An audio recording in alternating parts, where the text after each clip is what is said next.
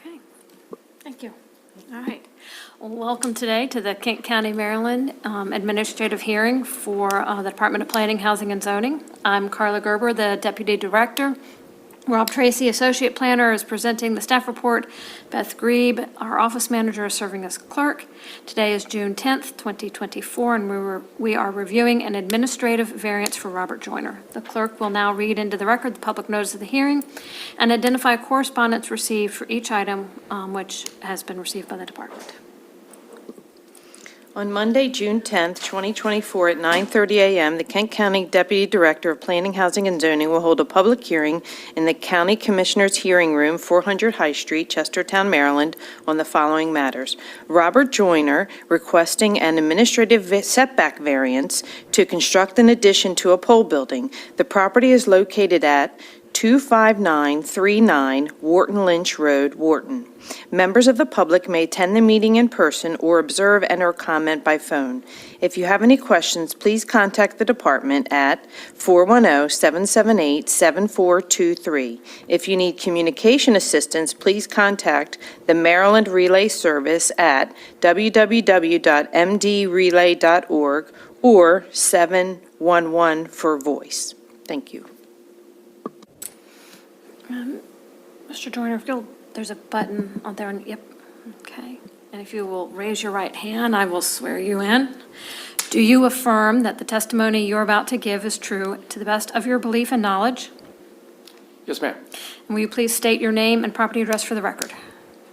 Robert W. Joyner, and the address is 25939 Wharton Lynch Road, Wharton, Maryland. Thank you. Okay. So the hearing will follow this procedure. Mr. Tracy will read into the record the staff report. Then you'll have a chance to add any additional comment if you need to. It doesn't look like we have anybody present, but if somebody should show up, they would have an opportunity to speak.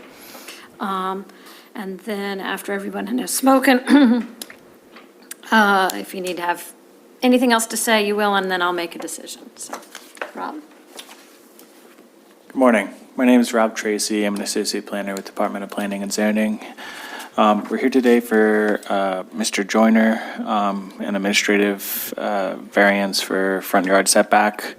Mr. Joyner is requesting a 16-foot variance from the 75-foot front yard setback to construct a 16 by 24-foot pole shed for additional storage needs. The property is located at 25939 Wharton Lynch Road in Wharton and is zoned agricultural zoning district.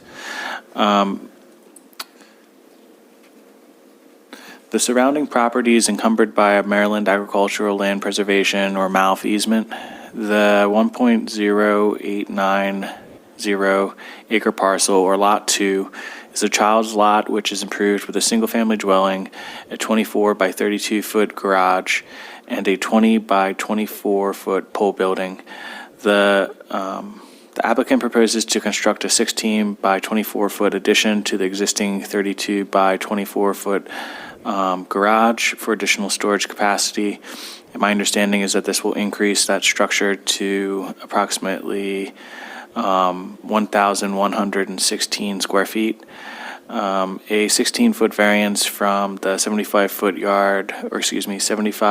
front yard setback requirement is requested. I would like to point out that the permitted uses and accessory structures may be found in Article 5, Section 4 of the Kent County Land Use Ordinance, and that the bulk standards and other applicable regulatory provisions may be found in Article 5, Section 1.5 of the Kent County Land Use Ordinance.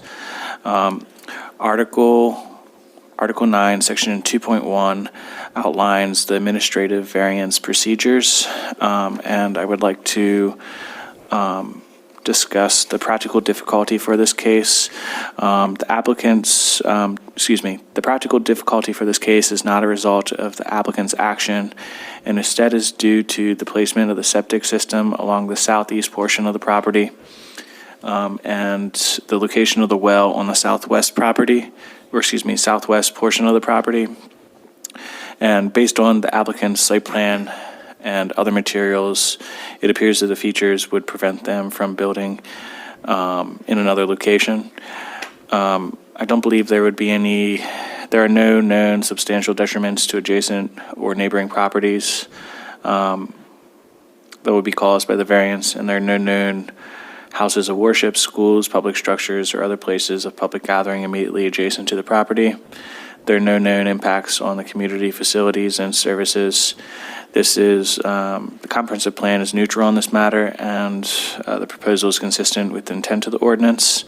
Staff would recommend approval of the 16-foot variance from the minimum 75-foot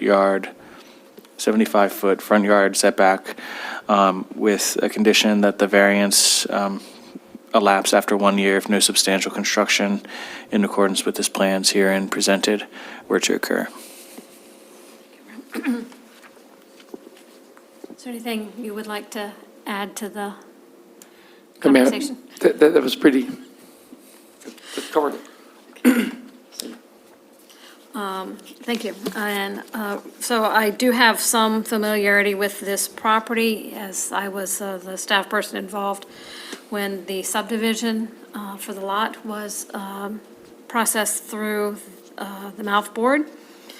So I'm aware that the lot was limited in size due to those mouth regulations, and that to accommodate not needing to get a variance for the house due to the lane, that a different private road was put in, which established the front yard in what might seem like a unique location, which contributes, I think, to that practical difficulty, because it does create a property that does have unique conditions that aren't the result of anything that you have done. And so noting that, I would make a point to include in the record the staff report and the application and information presented to the Technical Advisory Committee, and would find that there is a practical difficulty, again, related to the size and shape of the lot,